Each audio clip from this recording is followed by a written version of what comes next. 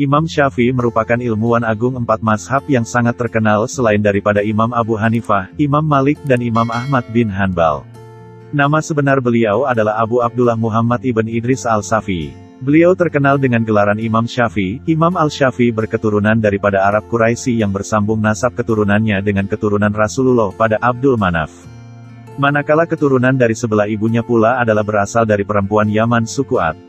Imam Syafi'i dilahirkan di Palestina pada tahun 150 Hijrah bersamaan tahun 757 Masehi. Pada tahun yang sama juga adalah kewafatan Imam Abu Hanifah. Terdapat riwayat menyatakan, pergi seorang imam, datang pula imam yang lain pada malam pemergiannya itu. Ini merujuk kepada kelahiran Imam Syafi'i. Imam al-Syafi'i adalah seorang anak yatim dan miskin karena bapaknya meninggal ketika beliau masih kecil. Oleh itu beliau tinggal dan dibesarkan oleh ibunya yang sudah hampir tua. Ibu Imam al-Syafi'i sangat mengambil berat dan bertanggung jawab terhadap keperluan anaknya dalam menuntut ilmu. Oleh itu beliau mengambil keputusan untuk berpindah ke Mekah bagi membolehkan Imam Syafi'i menuntut ilmu di sana.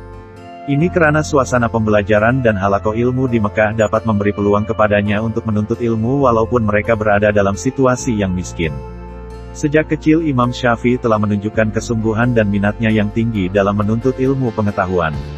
Beliau mempunyai kecerdikan, kepintaran dan kecerdasan yang begitu tinggi.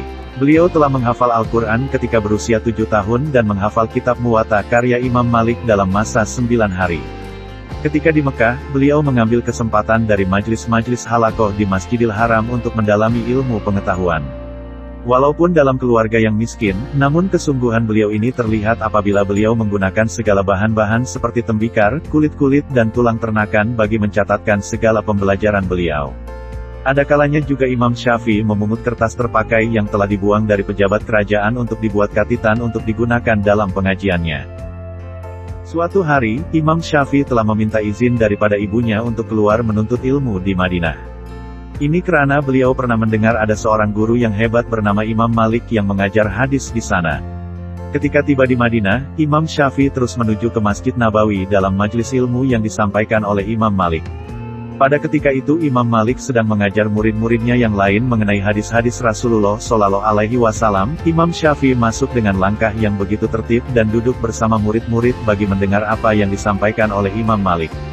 Ketika murid-murid yang lain mempunyai pena dan kertas untuk mencatatkan apa yang disampaikan oleh Imam Malik, Imam Syafi'i hanya mampu menggunakan sebatang lidi yang dibasahi dengan air liur untuk dicatatkan di tangan beliau. Imam Syafi'i mencatatkan segala yang diajar oleh Imam Malik tersebut di atas tapak tangannya. Tanpa disadarinya, Imam Malik memerhati segala tingkah laku Imam Syafi'i. Selesai pengajian tersebut, Imam Malik memanggil Imam Syafi'i dan menegur beliau karena disangkanya Imam Syafi'i berkelakuan tidak sopan dalam majelis ilmu. "Mengapakah engkau bermain-main dengan lidi dan air liurmu semasa aku sedang mengajar?" Imam Syafi'i menjawab, "Maaf Tuan, saya sebenarnya tidak bermain-main dalam majelis ini. Oleh karena saya tidak ada pena dan kertas, maka saya tulis di atas tapak tangan saya dengan menggunakan lidi dan air liur untuk saya menghafalnya." Imam Malik pun membelek-belek tangan Imam Syafi'i dan beliau tidak menjumpai sebarang tulisan tersebut. Imam Malik bertanya, "Tetapi kenapa tapak tangan kamu ini kosong dan tidak ada tulisan?" Kata Imam Syafi'i, "Benar Tuan, tangan ini kosong daripada tulisan. Akan tetapi, saya telah pun menghafal semua hadis-hadis yang Tuan riwayatkan tadi." Imam Malik memintanya membaca semula apa yang telah dihafalnya. Ternyata Imam Malik mendapati tidak ada satu hadis yang tinggal daripada 20 hadis yang diajar hari itu.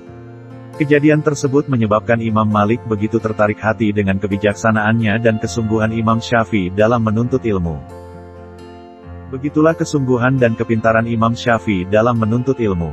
Walaupun beliau dari kalangan keluarga yang miskin, namun kesungguhannya dalam menuntut ilmu boleh dijadikan tauladan buat kita. Semoga kita tidak menjadikan kemiskinan dan kesusahan kita sebagai alasan untuk berjaya dalam menuntut ilmu.